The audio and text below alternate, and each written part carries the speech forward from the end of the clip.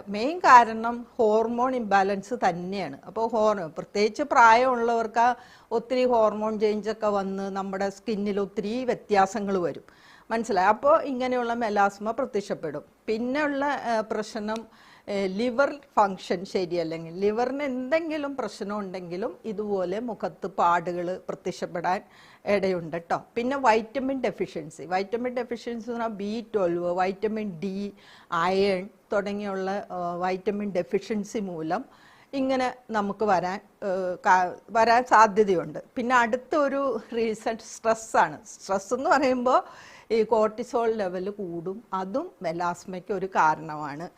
പിന്നെ ഉറക്കക്കുറവ്, മനസ്സിലായോ? അപ്പോൾ ഇതെല്ലാം നമുക്ക് ഇങ്ങനെയുള്ള ഒത്തിരി കാരണങ്ങൾ ഉണ്ട്.